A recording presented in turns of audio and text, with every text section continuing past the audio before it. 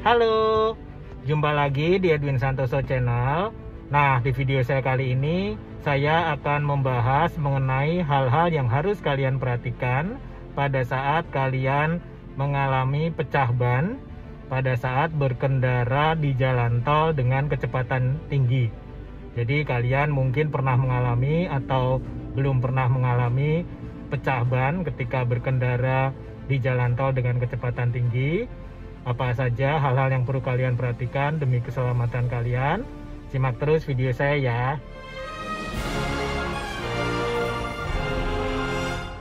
Nah, hal pertama dan yang paling penting dari semuanya ketika kalian mengalami pecah ban pada saat berkendara di jalan tol dengan kecepatan tinggi, hal yang pertama dan paling penting yang kalian harus ingat adalah kalian tidak boleh panik. Jadi kalian harus tetap tenang. Kalian harus tetap tidak boleh panik. Jadi ketika kalian panik, maka nanti akibatnya kalian bisa melakukan hal-hal yang tidak diinginkan yang dapat membahayakan keselamatan jiwa kalian selanjutnya. Pada intinya, ketika mobil kalian mengalami ban pecah, yang harus kalian lakukan adalah kalian harus mengurangi kecepatan mobil kalian. Jadi kalian harus mengurangi kecepatan mobil kalian secara perlahan-lahan.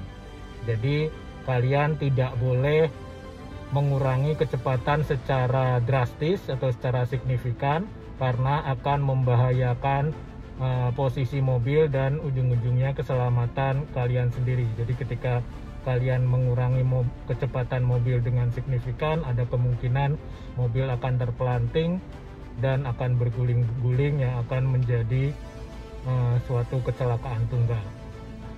Jadi bagaimana cara mengurangi kecepatan mobil Anda ketika Anda mengalami pecah ban ketika sedang berkendara di kecepatan tinggi di jalan tol? Yang pertama yang harus kalian ingat adalah hindari menginjak pedal rem, guys. Jadi hindari menginjak pedal rem ketika mobil masih di kecepatan tinggi. Jadi hindari menginjak pedal rem karena biasanya ketika kita panik, kita ingin mengurangi kecepatan sesegera mungkin pada saat mobil mengalami pecah ban. Yang biasanya langsung terlintas di pikiran kita adalah menginjak pedal rem sekuat mungkin. Nah, ini kalian harus hindari, guys. Jadi ketika kalian mengalami pecah ban dan kalian menginjak pedal rem sekuat mungkin seperti ini dengan tujuan untuk mengurangi kecepatan sesegera mungkin, maka yang terjadi adalah karena kalian menginjak pedal rem ini, maka bobot dari kendaraan akan melaju ke depan, akan mengacu ke depan, dan ketika di depan itu salah satu ban depan mengalami pecah ban, maka akan dapat mengalami mobil akan mengalami terguling dan terbalik dan terpelanting seperti itu. Jadi yang pertama harus kalian ingat adalah hindari menekan pedal rem ini. Jadi kalian tidak boleh menginjak pedal rem untuk mengurangi kecepatan pada saat mobil mengalami pecah ban dan mobil masih di kecepatan tinggi. Jadi yang harus kalian lakukan adalah ketika kalian menginjak pedal gas, terus kemudian kalian merasakan mobil mengalami pecah ban, maka kalian harus mengurangi injakan kalian di pedal gas ini sepelan mungkin. Jadi kalian juga tidak boleh langsung mengangkat, tapi secara gradual atau secara pelan-pelan kalian mengangkat kaki Anda dari pedal gas. Lalu kalian standby-kan kaki Anda di luar pedal gas, jadi jangan menginjak pedal gas lagi. Lalu selanjutnya adalah kalian tahan lurus setir ini. Jadi kalau mobil berpenggerak roda depan mengalami pecah ban di roda depan, maka biasanya setir ini akan tertarik ke arah ban yang pecah itu, guys. Jadi contohnya jika mobil Anda mobil berpenggerak roda depan, lalu kemudian ban yang pecah adalah ban sebelah kiri depan misalkan, maka setir ini akan tertarik. Nah, ketika Anda memegang seperti ini, setir ini akan menarik ke arah kiri. Jadi Anda harus mempertahankan setirnya lurus seperti ini guys. Jadi nanti otomatis setir akan menarik ke kiri secara otomatis karena ban pecah di kiri, maka Anda harus tarik ke arah yang berlawanan. Nah, ini memang gampang-gampang susah guys. Jadi intinya kalian jangan panik. Jadi kalian harus tetap menahan setirnya lurus seperti ini. Jadi walaupun ketarik setir akan otomatis menarik ke kiri terus-terusan seperti ini, Anda harus tarik ke arah yang berlawanan, ke arah kanan seperti ini guys. Gitu. Jadi tapi hindari juga melakukan manuver yang berlebihan seperti gini. Anda berbelok-belok seperti ini, jangan. Jadi Anda harus tetap tahan setir ini lurus. Jadi kalau dia pecah di sebelah kiri, dia menarik ke kiri seperti ini, luruskan kembali, tarik ke kiri lagi, luruskan lagi. Jadi Anda harus menahan semaksimal mungkin supaya dia lurus. Jadi kalau misalkan ban yang pecah adalah di sebelah depan kanan dan mobil berpenggerak roda depan, maka secara otomatis setir akan tertarik ke kanan. Jadi secara otomatis setir akan tertarik ke arah ban yang pecah guys. Jadi kalau dia pecahnya di depan kanan, dia akan tertarik ke kanan. Kalian harus usahakan tetap tahan setir kemudi ini lurus.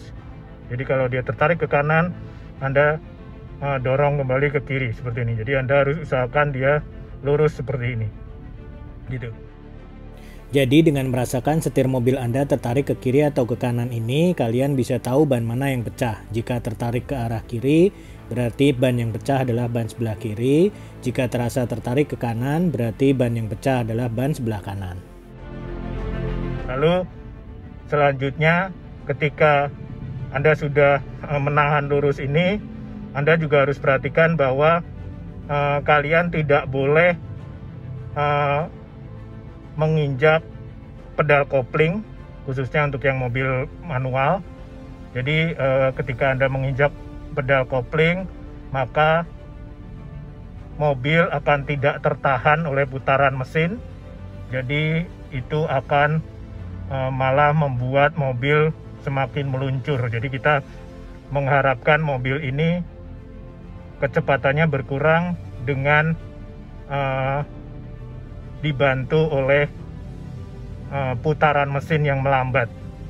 Jadi tanpa adanya hambatan dari putaran mesin yang melambat, ketika kita memencet atau menekan pedal kopling, maka itu akan semakin membuat mobil bergerak lebih kencang.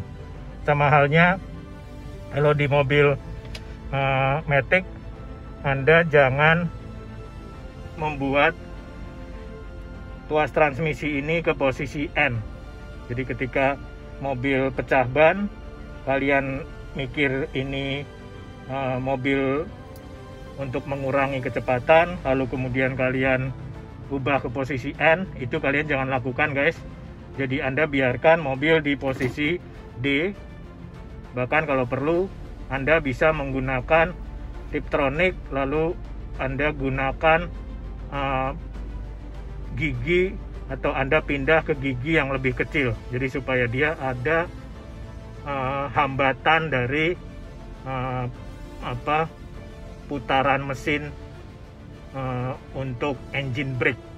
Jadi ini yang lebih diharapkan untuk mengurangi kecepatan mobil dibanding Anda mengubah ke posisi N, di mana posisi N ini tidak ada hambatan dari putaran mesin atau engine brake, sehingga menyebabkan mobil meluncur lebih kencang. Jadi ini yang harus kalian perhatikan. Jadi ketika kalian mengurangi kecepatan mobil, kalian jangan membuat mobil ini ke transmisi N atau kalian menginjak kopling di mobil yang bertransmisi manual, karena hal itu akan mengakibatkan hilangnya engine brake di putaran mesin.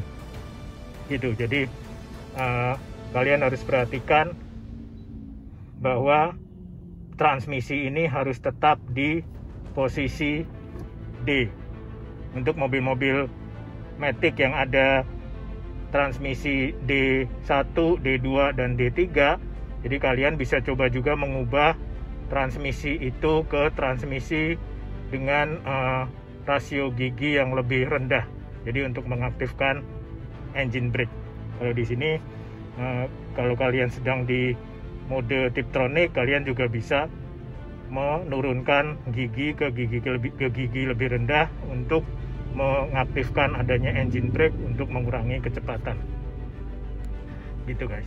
Nah, selanjutnya ketika Anda sudah berhasil mengendalikan kecepatan di mobil Anda, atau dalam artian kecepatan mobil sudah sangat pelan, Anda bisa mengarahkan mobil ke sebelah kiri, ke bahu jalan, lalu kemudian Anda bisa menginjak sedikit rem untuk memberhentikan mobil. Tapi hal ini harus kalian ingat bahwa ini kalian lakukan ketika mobil sudah bisa Anda kendalikan, artinya mobil sudah bergerak dengan kecepatan sangat pelan dan Anda sudah berada pada posisi sebelah kiri dan Anda ingin menghentikan mobil untuk mengganti ban.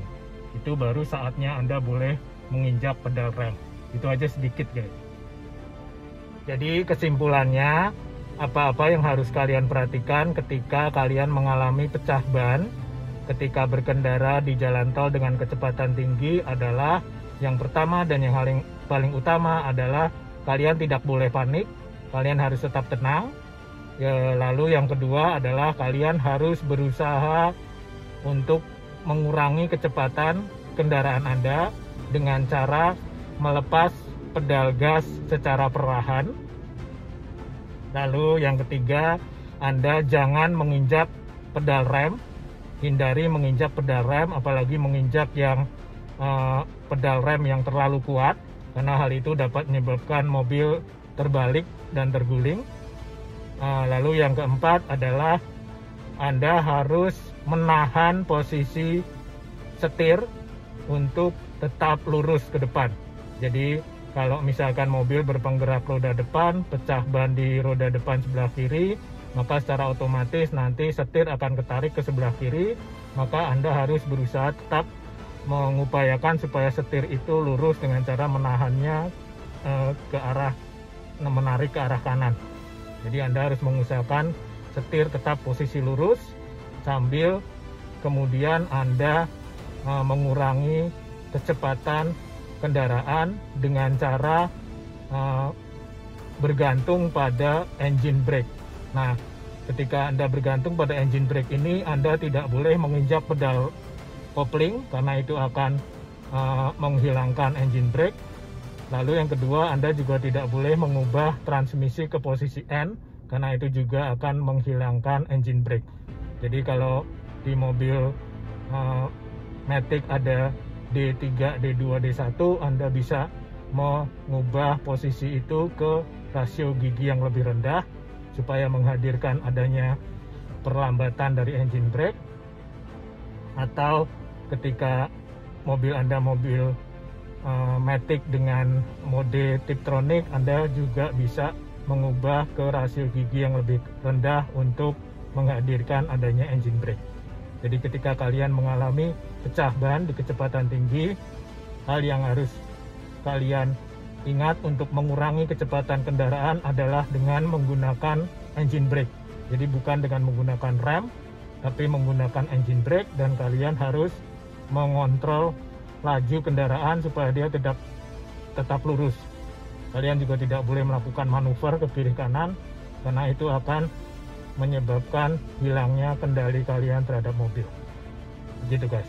Itu susah-susah gampang, tapi kalau kalian tetap tenang dan tidak panik, hal itu niscaya bisa dilakukan. Oke guys, sekian dulu video dari saya. Terima kasih sudah menonton. Jangan lupa like, komen, share, dan subscribe channel YouTube saya. Sampai jumpa lagi di video YouTube saya selanjutnya. Bye-bye.